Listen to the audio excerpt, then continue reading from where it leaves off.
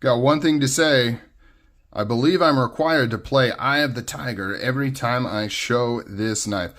What's going on, guys? Carter here with Edged Mindset. We're taking a deeper dive into the Reate Tiger Flipper. This one has proved to be quite popular. My unboxing video did pretty well for me. So people seem to be interested in this knife.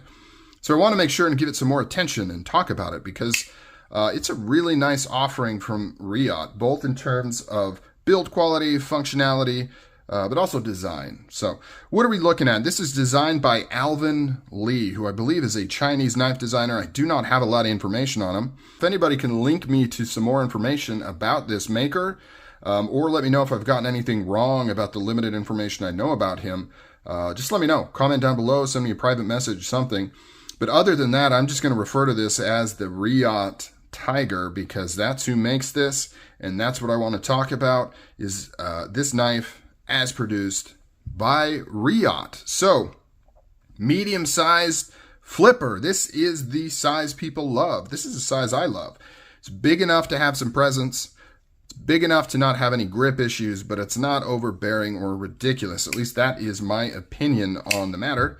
Let's do some specs really quick on this. What sort of blade length are we looking at? 3 3/4. Overall length is 8 3/4.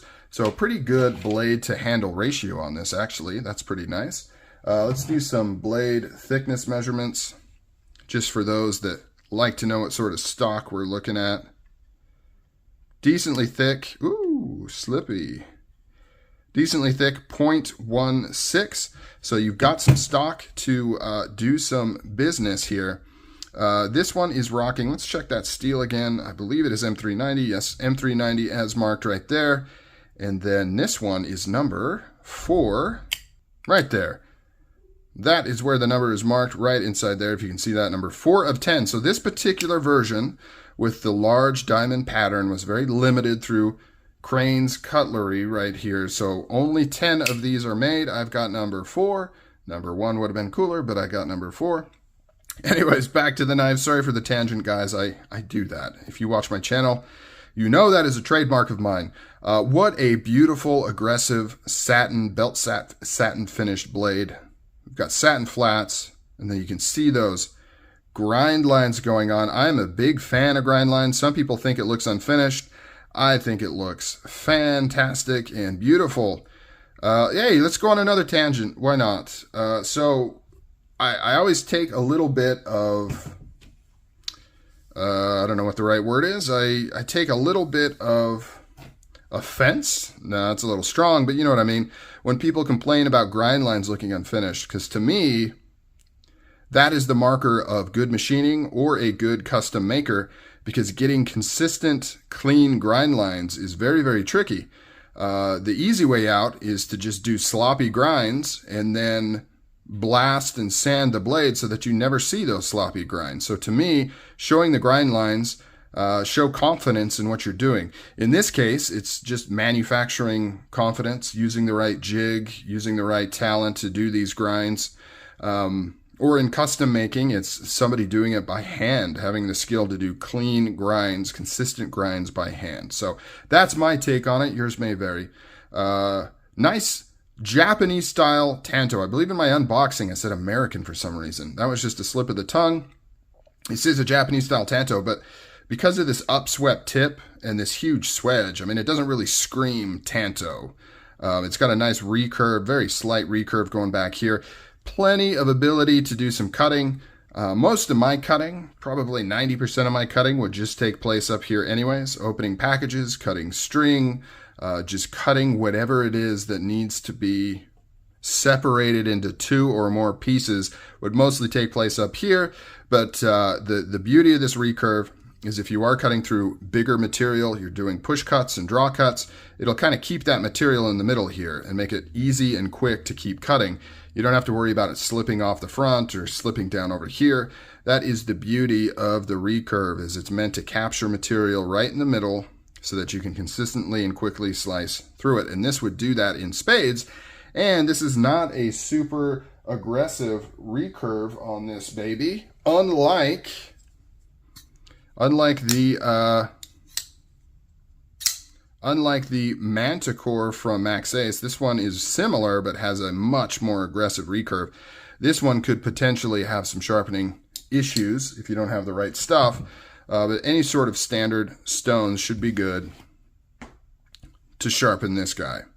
Moving on down into the handle, we've got a full titanium handle, Reate pivot collars, custom pivot right there, and on this side, no visible body screws other than the pivot, nothing on the pocket clip, which is 3D milled titanium, nothing on the show side, done really, really well. All of the screws to take it down, you reach through this opening right here, and you would take those screws down. I've yet to take this down. I really haven't needed to. I don't know if there's any value there, but that's how you would do it. This has a nested liner inside, titanium nested liner with a steel lock bar insert, and the lockup on this is just fantastic and perfect. It is rock solid. Everything on this knife is absolutely rock solid. Large diamond pattern. There's a bunch of different options. You can do small diamonds, you can do straight lines. They've also got inlays, carbon fiber inlays, Reate inlays, Reate pocket clip, all different kinds of options. Full sculpted back spacer, looks really, really nice. It's got a lot of interesting shapes going on here, but it's not doing that organic rock type pattern, which was really, really cool, but it's been done so much that it's almost getting dated. So it kind of has that same type of effect where there's a lot of cool stuff going on in the back spacer, but it doesn't scream like that organic thing. It does sit a little bit proud, but it absolutely does not affect the comfort of holding this knife. The ergonomics are fantastic. I could squeeze this thing with all my might, and there are no hot spots. It fills up the hand really, really good, and you get a nice purchase. No jimping going on here, but you do have a little thumb ramp to kind of keep it in place as you push down and bear down. I don't have any fear of slipping off of this. Jimping would be kind of nice from a functional standpoint, but I think it would take away from some of the aesthetics, and so I don't know if it would be worth it. I don't know if the benefit is big enough to sacrifice how stupid jimping would look on the back here, but your results may vary depending on how utilitarian minded you are. Ooh, let's get a weight. I missed the weight on this. I have a bad habit of forgetting to do weights on knives. 6.8 ounces, so it's full metal.